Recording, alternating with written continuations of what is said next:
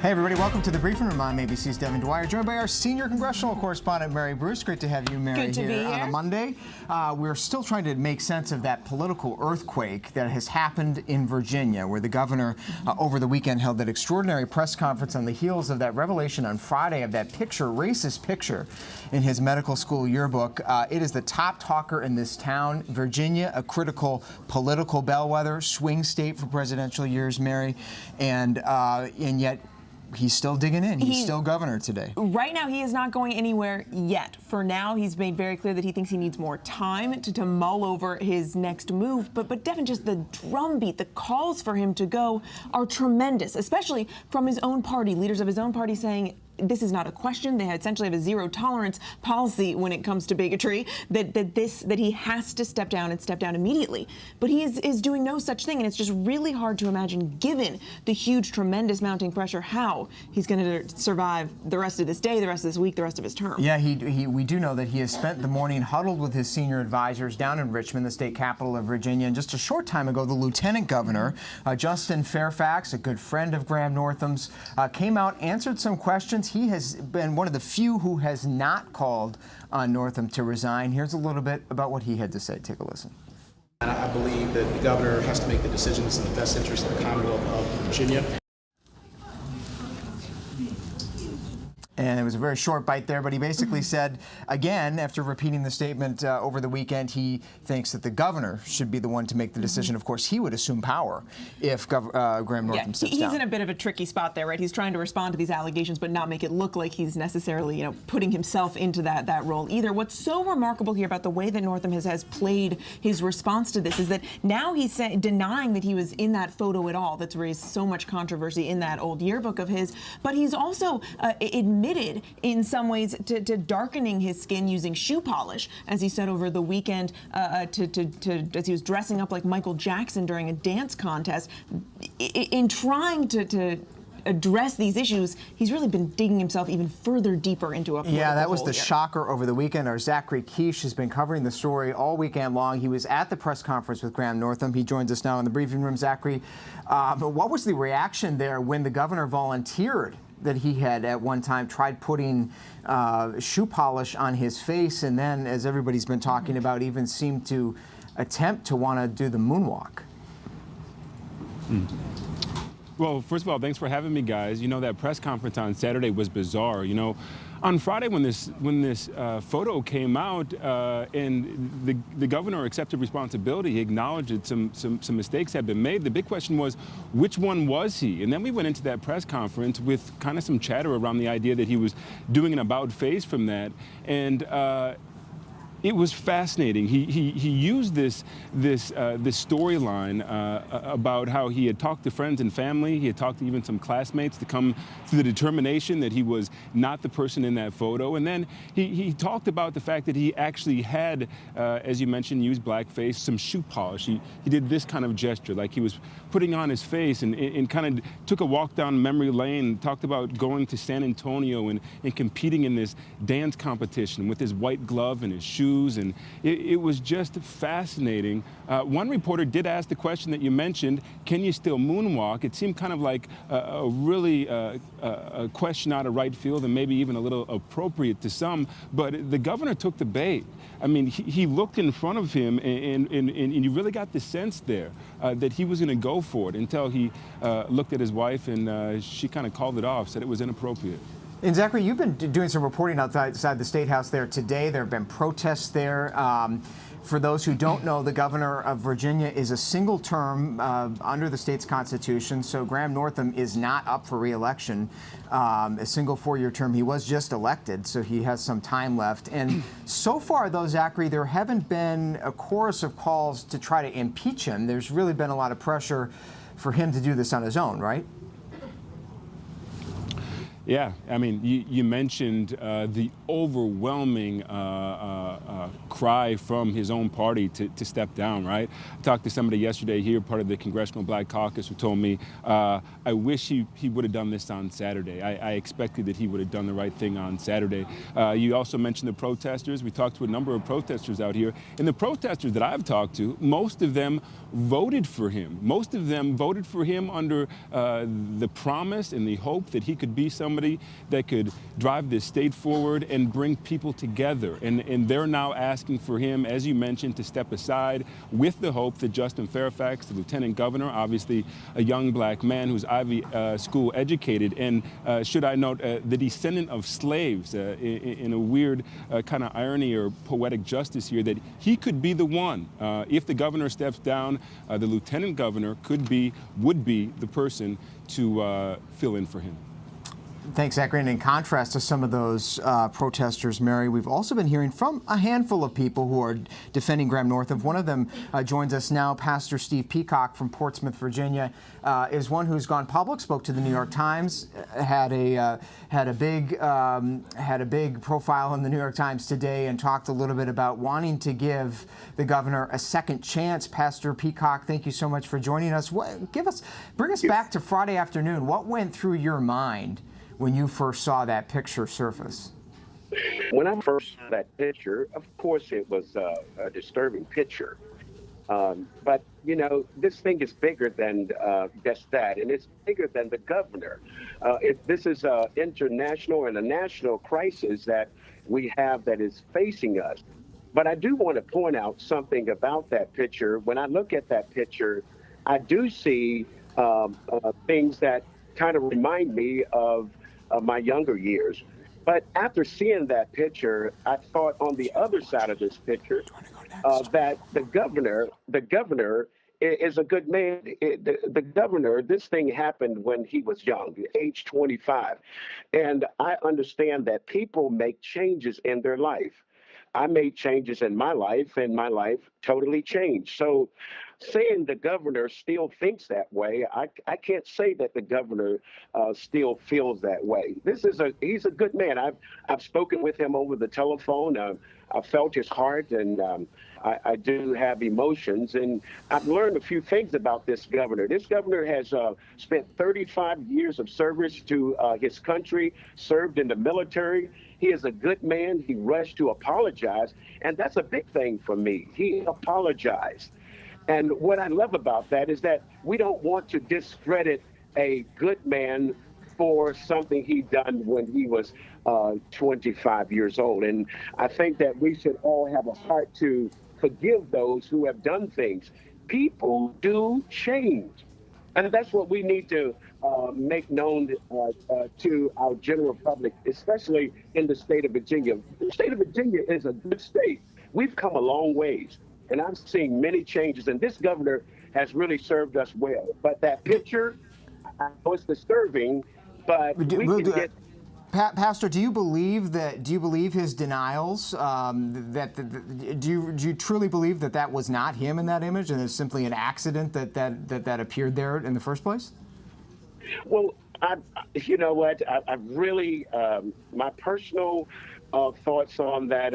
I don't even know if the governor knew that it was going into the book. I don't know.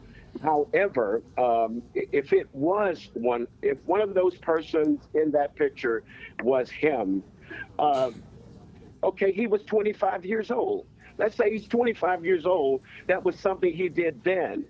And we can't hold somebody to that. Look at the years of service. I mean, this gentleman, his cabinet is diverse. He is an advocate of health care. He's dedicated so many years, committed to people. To me, that picture, yes, it is disturbing right now, but I believe that after all of those years that the governor has paid his service to this great state of Virginia, I think we should allow him to stay in office and let him repent of what he did, if he did do it. Pastor, we've been hearing this overwhelming, growing chorus from so many, even from Northam's own party, saying that he has to go. What is your message to them, and why do you think so many have been so quick to call for him to step down? Yeah, I think it's because of what they gathered from the photos in the yearbook. But you see, of course they're going to ask him to resign, but that's easy to do. That's easy to say. But if he resigns, we are still going to have the same issues that we've had for many years. So I would like the governor to stand his ground and say, listen, I'm coming forward and I'm going to tell you that I'm in this picture. And if he's not in this picture, he can make that clear to us, the general public, and say, please forgive me for that time. That's what I was thinking. That was my culture. That was what I was raised up on. And I'm asking this nation to forgive me and move on. And I think that if we can have, as a country and as a state, if we can have forgiveness in our heart, because if you remove a good man from office, what is that going to do? I mean, we have an international or national issue here. Well, as some might say, it would send a pretty strong message of that you don't tolerate those sorts of behaviors at the age of 25 when he allegedly did that. But certainly, as you say, Pastor Peacock, you make a good argument for forgiveness, the power of forgiveness. It resonates with a lot of people in your state, and we appreciate you bringing that here in the briefing room. Really appreciate your time, sir. Yes. And thanks to him, and our thanks to Zachary Quiche as well for his reporting. Much more coming up on World News Prime. Interesting to see if he survives the day. We do know that the drama is still unfolding in Richmond, Virginia, so we'll have to wait and see. Mary, let's shift gears a little bit and talk about the president giving quite an interview to pretty wide-ranging on Super Bowl Sunday yesterday. And I think the biggest headline of the whole thing had to do with the deployment of U.S. troops, not just to the southern border, of which there are more going to the southern border, but also over to Iraq. What are you hearing on the Hill in reaction to that comment? I think the president caught a lot of people off guard. He certainly caught a lot of our allies off guard as well. The president suggesting that keeping troops in Iraq to monitor and maintain pressure on neighboring Iran. I think even the interviewer we saw there saying, wait a second, that would be some news. So this is still sort of ricocheting around Washington, and what does it mean for sort of the broader strategy? If there is a really broader strategy here, what message is that telegraphing? It's not clear that there's a broader strategy, but let's listen to the president in his own words talking about now keeping troops in Iraq to keep eyes on Iran. Here he is.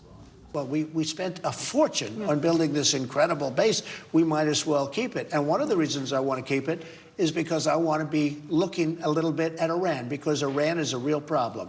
Whoa, that's news. You're keeping troops in Iraq because you want to be able to strike in Iran? No, because I want to be able to watch Iran. All I want to do is be able to watch. We have an unbelievable and expensive military base built in Iraq. It's perfectly situated for looking at all over different parts of the troubled Middle East. The fear there, of course, right, is that this sort of undercuts these delicate negotiations that are going on in Iraq. Of course, just as the president is trying to pull troops out of Syria and elsewhere in the region, how does this balancing act play? Yeah, and how is the Pentagon digesting this? One wonders if they've been informed of this as well. In fact, our Louis Martinez joins us. He's over at the Pentagon, been talking to Defense Department officials today. Louis, how was this received there? And give us a sense of the reaction around the world. I understand we're also hearing from some Iraqi officials in response to the president, too. Well, the response from the Iraqi officials is kind of surprised. They're saying that the president of the United States has not approached them about keeping United States troops inside Iraq, focused on watching Iran. If anything, what has been going on between the United States and Iraq is talk of keeping additional U.S. troops inside Iraq, focused on Syria. You heard the president talk or say in that interview that some of the U.S. troops that were pulling out of Syria, they might be kept inside Iraq so that they can conduct operations inside of Syria. That is not a surprise. That is something that has been anticipated for quite some time, because the United States military wants to keep an eye on what's going on ISIS inside Syria so that they don't resurge again and become a threat, not just overseas, but actually inside of Syria. Now, when we talk to military officials here today, I think the idea is that they would agree with the president that it's a good idea to keep U.S. forces inside Iraq to maintain an area of focus on Syria. But when you bring up Iran, that's a totally different matter. What they're going to say is that that is a matter of policy because the president is the one that decides whether, what the purpose of U.S. forces is going to be in that country. But again, let's not forget the real people who are going to decide how many troops or whether there should be additional troops inside of Iraq focused on Iran is the Iraqi government. And so far, the president's comments have not been received favorably at all. Yeah, and a lot of mixed messages from the president, too, as you know, talking about pulling out of Syria, pulling out of Afghanistan, wanting to retrench American forces, then talking about keeping them there. And Louis, what's the latest on another deployment to the southern border? There had already been several thousand, but now you're learning many more on the way? That's right. The number of forces, active duty troops that are on the southwest border right now is 2,350. Over the weekend, the Pentagon announcing that an additional 3,750 are going to be going there. If you do the math, you think that's going to get you to 6,000. But actually what's going to happen is as some of these troops come in, other troops are going to be going out. So ultimately what we're going to end up with is about 4,300 U.S. active duty troops along the border. And that's because they're shifting in mission. Initially, they had been there to construct some projects. The laying down of concertina wire, building up some security areas along ports of entry. That mission was concluded a while ago. That's why we saw the troop reduction. Now what they're going to be doing, they're going to be enhancing the monitoring, the surveillance, the intelligence gathering it's going to be carrying out there along the border on behalf of Customs and Border Protection. And they're also going to be additional construction teams going down to lay 150 miles of concertina wire along the border. Once that mission is completed, they'll go home, and then we're going to have this enduring mission through September now. It's possible it could be extended beyond that because this mission has already been extended twice. But as of right now, on the books, it says this mission is going to last through September, and it looks like maybe we'll be in the 4,000 range through that time. And I suspect we'll hear much more about that tomorrow night, the State of the Union address. Louis, thanks so much for your reporting. We'll be back with you this week, I'm sure. Mary, in addition to these troop deployments, border security, let's talk about a shutdown. The president mentioned that. He was teasing again yesterday in that interview that he hasn't taken it off the table. It is hard to believe, but the what feels like never-ending Groundhog Day on the Hill, we could be right back where we were just a few weeks ago. The president leaving open the door that he could shut down the government again. Now some think that moving more troops to the border may be part of him trying to boost the argument to declare that national emergency, that he's also still leaving on the table the possibility that he could just go around Congress and provide that funding for the border wall on his own. It really is remarkable. There's been one meeting so far on the Hill of this conference, the group of lawmakers from both chambers trying to get together, hammer out some kind of deal. But, we watched that meeting closely, and it was a lot of talk, not a lot of what appeared to be real heartfelt negotiations. Both sides are still where they have been for the past several weeks. Democrats do not want to give the president that wall. The president insisting he's going to get that wall. And then they went away for a 5-day weekend, and they are back tomorrow. They won't get a lot done then. So we will see. Remember that February 15th deadline is coming up fast. Really quickly. And that is when that funding runs out. So we'll see if the president has anything to say about the shutdown tomorrow as well. Speaking of the president and his planning for the State of the Union address and other official business, we got a pretty interesting leak to Axios overnight. Some White House official has revealed the president's private schedules for the last 3 months. Digest that for a second. Really it's quite something. Remarkable. You've covered the White House, Mary. You know that these are quite a big tranche of documents. Yeah, and what's most interesting about this, there's a lot of eyebrows being raised about the amount of time that the president is spending in executive time. But what's really remarkable, I think you and I have been talking this morning, is the fact that you have someone who's so clearly on the inside, who has access to these schedules, who seems to be leaking them with the sole purpose, essentially, of embarrassing the president and his administration. We know how this administration feels about leaks. I suspect the White House is none too pleased about this. We also know that the president does spend a lot of time in so-called executive time. You just saw a graphic there. What's new, though, according to Axios, they crunched the numbers. It's about 60% of the president's day is so-called executive time. Let's bring in our White House reporter, Jordan Phelps, who's been asking around to this morning over there about that report. Jordan, can you break it down for everybody? What is executive time? What goes on during this time? What goes on? What does he do? So that's the thing that's a little misleading maybe about this report is we know that executive time is the president's time, right? But that doesn't mean that the president is doing nothing during that time. It just means that we, the public, don't have insight into what the president is doing. Now, I should note that that is time when he does not have structured meetings. So it could be argued, as this report sort of lays out, that it's questionable that 60% of the president's time is sort of freewheeling, but it really lines up with the President Trump that we know. And Sarah Sanders issued a statement to that Axios report, and she kind of defended this amount of executive time, pointing out that it's allowed for a more creative environment that's kind of goes in line with the way this president operates.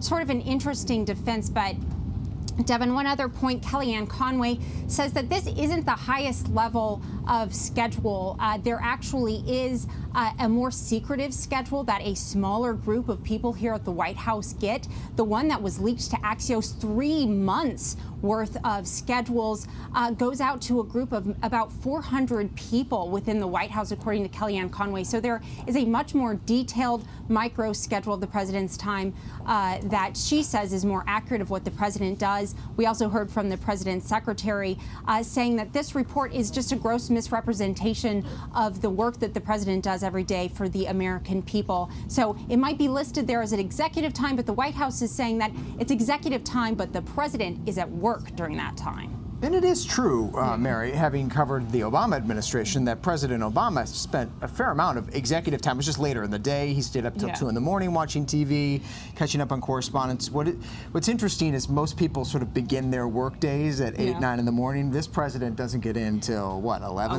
12? But we have been hearing from some of those closest to the president that say, look, this is the time when he's working the phones, when he's calling a lot of those in his inner circle to sort of discuss what's on his agenda, how things are playing out. We know, if you look at his Twitter feed, it does seem that he does spend a fair amount of that time also monitoring the cables, keeping an eye on some of his favorite shows. But that time could be used for a number of things. So I think we have to be clear that executive time isn't just, that's not free time. A fascinating revelation, but we should button this up with Jordan Phelps, the fact that this is quite a significant leak, not from some of those old rivals that sort of populated the West Wing that the president has had to purge over the last 2 years, but a relatively recent leak.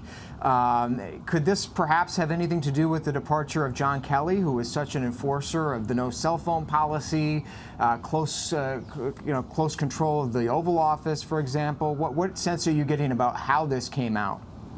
Yeah, Devin, and we should note that leaks, of course, have been coming out from this administration since the beginning. It's true that it was more leaky, if you will, at the beginning, but that certainly hasn't stopped.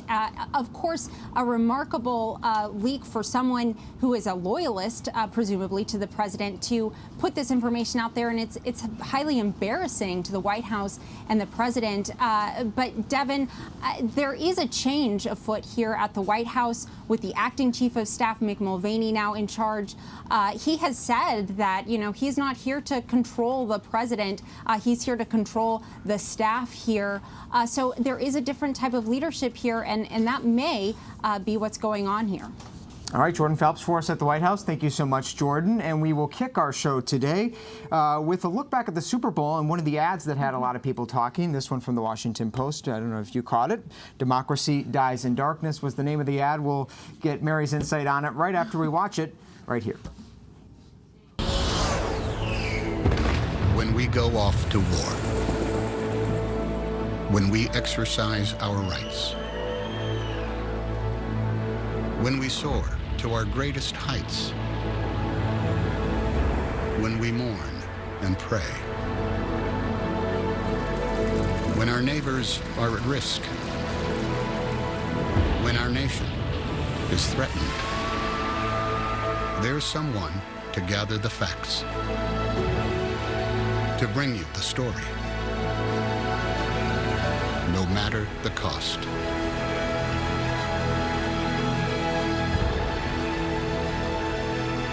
Because knowing empowers us.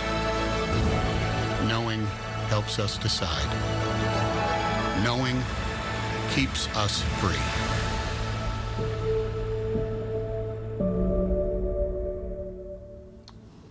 So an ad for the Washington Post, but also very much a defense of journalism in a time when it's very much under fire, and the loss of those 3 fine journalists there been very much top of mind as well. It's pretty remarkable to see a newspaper advertising alongside those big beer commercials, those big car commercials that usually gain so much attention. Remember when everyone thought that newspapers were a thing of the past, and now you have them up there side by side by all those major players? Those spots, I mean, this TV ad cost at least, I think I saw an estimate, $5 million.